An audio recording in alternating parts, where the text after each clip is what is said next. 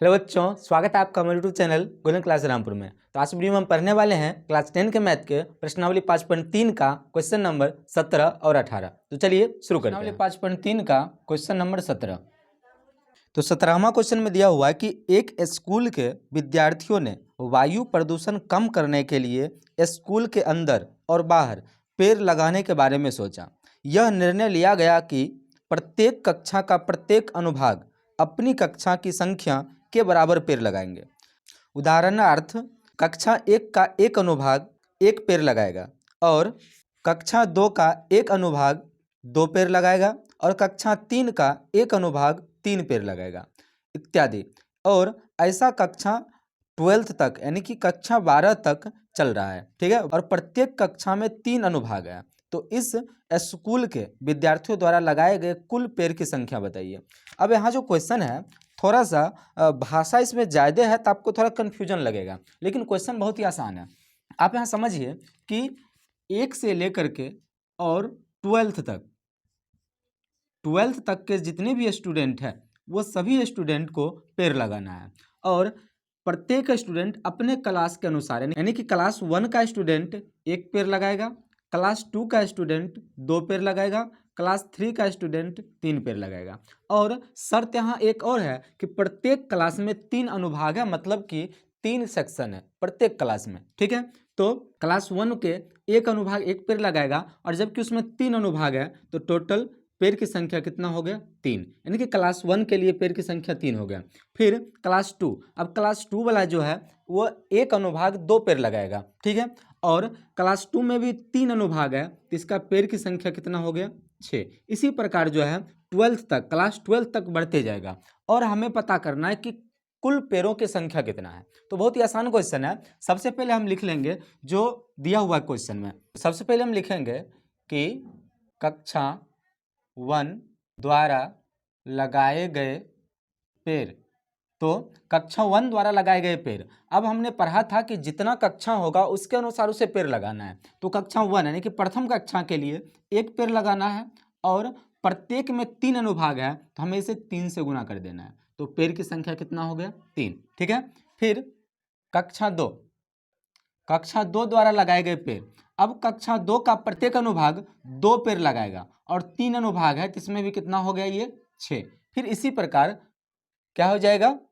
कक्षा 3, अब कक्षा 3 वाले जो है वो 3 पेड़ लगाएंगे और इसमें भी 3 अनुभाग है, इसे भी 3 से गुना कर देंगे तो यहाँ 9 पेड़ हो जाएगा, ठीक है। और इसी प्रकार कहाँ तक जा रहा है? ये 12वां कक्षा तक।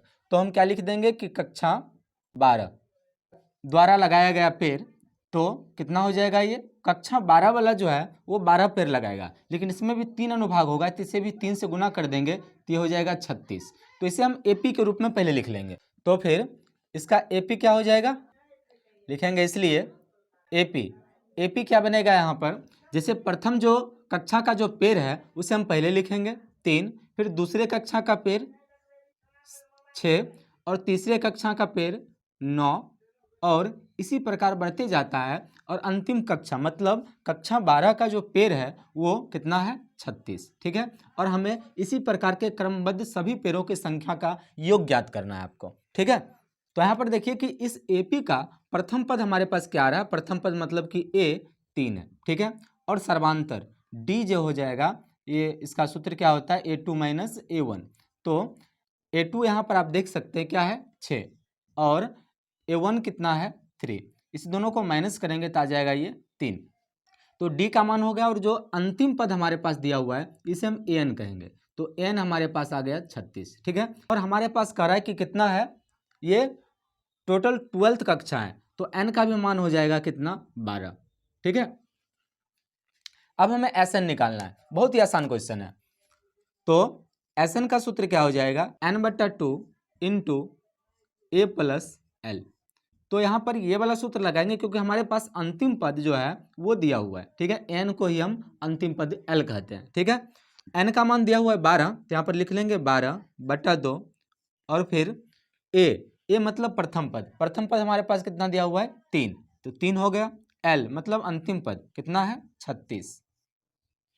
तो ये हो जाएगा, इसे हम 2 से काट लेंगे 6 बार में, हो जाएगा 6 इंटू इस दोनों को जोड़ देंगे तो ये हो जाएगा 39। तो अब इस दोनों को गुना करेंगे तो ये हो जाएगा 9 छः का 54, 54 का 4 बाकी 5 और 6 18 और 18 में 5 जोड़ेंगे तो ये हो जाएगा 23।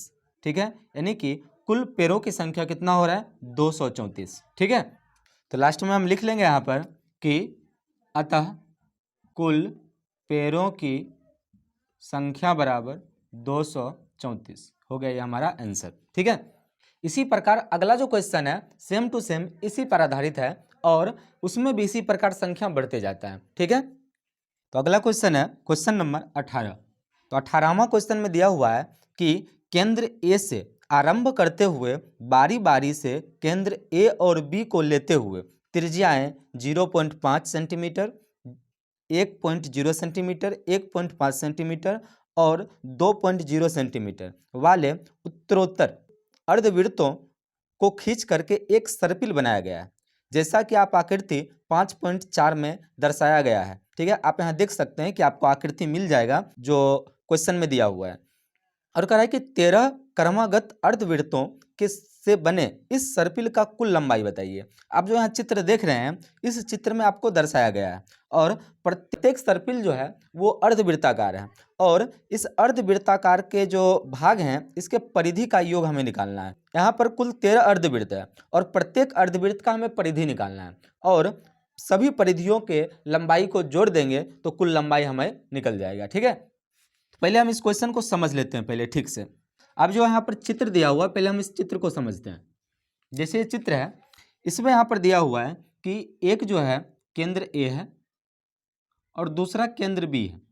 अब यहाँ से बी से चलना आरंभ होता है और इस प्रकार ये बढ़ते जाता है। ठीक है, और यहाँ जो देखिए सबसे पहला जो घेरा है इस घेरा में ये इसका केंद्र ए है। ठीक है, इसे L1 कहा गया है और दूसरा घेरा देखिए यहाँ से गया है और इस घेरा का जो केंद्र है वो B है। ठीक है, इसे L2 कहा गया है। ठीक, फिर अगला घेरा यहाँ से गया है, इसका केंद्र A है। ठीक है, इसे L3 कहा गया है। फिर इसी प्रकार अगला घेरा जो है इसका केंद्र है B, इसे L4 कहा गया है। इसी प्रकार बढ़ते जा रहा है 13 पदों तक। ठीक है, और सबसे पहला जो त्रिज्या है ये त्रिज्या ये है 0.5। ठीक है, फिर उसके अगला जो त्रिज्या है यहाँ से यहाँ तक जो दिख रहे हैं आप, ठीक है, ये त्रिज्या जो है ये है 1। ठीक है, फिर अगला त्रिज्या जो है इसका केंद्र B है। ठीक है, और यहाँ से यहाँ तक की जो दूरी है वो 1 सेंटीमीटर है यानी कि 1.0। ठीक है, फिर उसी प्रकार ये जो है प्रत्येक वृत्त का जो त्रिज्या है इसी प्रकार 0.5 बढ़ते जाता है। ठीक है, और हमें क्या करना है कि जो पहला जो ये दूरी है, ठीक है, यानी कि पहला जो वृत्त है इस वृत्त का पहला जो अर्धवृत्त है इस अर्धवृत्त का क्या करना है हमें परिधि निकालना है और L1 पहले वृत्त की परिधि है और L2 दूसरे अर्धवृत्त की परिधि है और L3 तीसरे अर्धवृत्त की परिधि है। हमें क्या करना है कि सभी परिधियों की लंबाई निकालना है और फिर सबको जोड़ देना है, सभी परिधियों का मान का योग निकल जाएगा। ठीक है, और यही हो जाएगा इसके पूरे सर्पिल की लंबाई। ठीक, तो पहले हम इसे मिटा लेते हैं, आप इसका स्क्रीनशॉट ले लीजिए। तो सबसे पहले यहाँ पर हम लिख लेंगे अर्धवृत्त की त्रिज्याएं। तो पहला जो है त्रिज्या वो दिया हुआ है 0.5 सेंटीमीटर, दूसरा त्रिज्या है 1.0 सेंटीमीटर, तीसरा त्रिज्या है 1.5 सेंटीमीटर, चौथा त्रिज्या है 2.0 सेंटीमीटर। ठीक है, इसी प्रकार ये बढ़ते जाता है। ठीक, तो यहाँ पर हम लिख लेंगे कि चूंकि अर्धवृत्त की परिधि, तो हम सब जानते हैं कि अर्धवृत्त की परिधि का सूत्र होता है पाई आर। ठीक है, तो यहाँ पर हमारे क्वेश्चन में भी दिया हुआ है कि पाई का मान हमें 22/7 रखना है। ठीक, तो सबसे पहले हम L1 L2 L3 इस सब का मान निकाल लेते हैं। ठीक, तो सबसे पहले हम लिखेंगे L1 बराबर क्या हो जाएगा, सूत्र क्या है पाई आर। तो पहले हम इसका सूत्र लिख लेते हैं, सूत्र क्या होगा पाई R1। ठीक है, फिर उसी प्रकार L2 का मान क्या हो जाएगा पाई R2। फिर इसी प्रकार L3 का मान क्या हो जाएगा पाई R3। इसी प्रकार ये बढ़ते जाएगा 13 पदों तक। ठीक है, ये हो जाएगा L1 का मान पाई इंटू R1 कितना दिया हुआ है 0.5। ठीक है, तो इसे हम लिख सकते हैं 0.5 पाई। ठीक है, फिर दूसरा जो है L2 इसका मान क्या हो जाएगा पाई इंटू R2 का मान दिया हुआ 1, तो यहाँ पर हम 1 लिख लेंगे, तो ये हो जाएगा पाई को 1 से गुना करने पर पाई ही होगा, ठीक है। फिर L3 का मान हो जाएगा पाई इंटू R3 दिया हुआ है हमें 1.5, यहाँ पर लिख देंगे 1.5, तो ये हो जाएगा 1.5 पाई, ठीक है। इसी प्रकार ये बढ़ते जाएगा, तो हम इसे AP के रूप में लिख लेते हैं, तो इसलिए यहाँ पर हो जाएगा AP बराबर, तो AP का प्रथम पद यहाँ पर आ जाएगा 0.5 पाई, दूसरा पद हो जाएगा पाई, तीसरा पद हो जाएगा 1.5 पाई, ठीक है। इसी प्रकार बढ़ते जाएगा कहाँ, 13 पदों तक, जो कि हमें क्वेश्चन में दिया हुआ है। अब यहाँ पर जो हमें सबसे पहले दिया हुआ है ये प्रथम पद यानी कि A हो जाएगा, तो हम A लिख लेंगे 0.5 पाई। अब D निकालना है, तो D के लिए क्या होता है A2 माइनस A1, तो A2 क्या हमारा दूसरा पद पाई और A1 है हमारा 0.5 पाई। अब इस दोनों को माइनस करेंगे तो हो जाएगा 0.5 पाई। क्यों?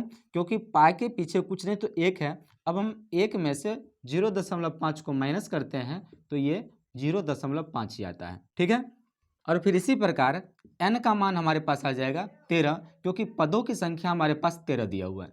अब Sn का सूत्र लगाकर इसका आंसर निकालेंगे, तो Sn का सूत्र क्या होता है n/2 into 2a plus n-1 into D. तो n का मान है 13, इसे हम लिख देंगे यहाँ पर 13/2 और 2 इंटू a का मान है 0.5 पाई, फिर आ जाएगा प्लस n मतलब 13 माइनस 1 इंटू डी का मान है 0.5 पाई, ठीक है। तो आगे आ जाएगा 13/2 इंटू, इस दोनों को गुना करेंगे, फिर देखिए 0.5 को जब हम 2 से गुना करेंगे मतलब 0.5 का मतलब क्या हुआ 1/2। अगर हम इसे 2 से गुना करेंगे तो इसका मान क्या आ जाएगा 1, ठीक है। तो इस दोनों को जब हम गुना करते तो 1 आता है, तो इसे हम 1 नहीं लिखा जाएगा, डायरेक्ट पाई हो जाएगा, ठीक है। तो आगे हो जाएगा प्लस 13 में से 1 माइनस करेंगे तो हो जाएगा 12 इंटू 0.5 पाई, ठीक है। अब इसे हम आगे लिख लेते हैं, तो ये हो जाएगा 13/2 इंटू, सबसे पहले तो ये पाई आ जाएगा, तो यहाँ पर लिख लेंगे पाई प्लस, अब यहाँ देखिए कि 12 को हम 0.5 से गुना करेंगे तो क्या आ जाएगा, तो यहाँ पर लिखेंगे 12 और गुना 0.5। अब इस दोनों को गुना करेंगे तो सबसे पहले हम लोग को पता है कि दशमलव और जीरो में कोई संख्या हो तो सबसे पहले आप दशमलव जीरो को हटा दीजिए और संख्या को गुना कर दीजिए, तो हो जाएगा 12×5 60, ठीक है। और एक अंक पर दशमलव है तो हम भी यहाँ पर एक अंक पर दशमलव दे देंगे, तो ये हो जाएगा 6, ठीक है। यानी कि 12 को 0.5 से गुना करेंगे तो 6 हो जाएगा। तो यहाँ पर हम लिख सकते हैं 12 को 0.5 से गुना करने पर तो ये हो जाएगा 6 पाई, ठीक है।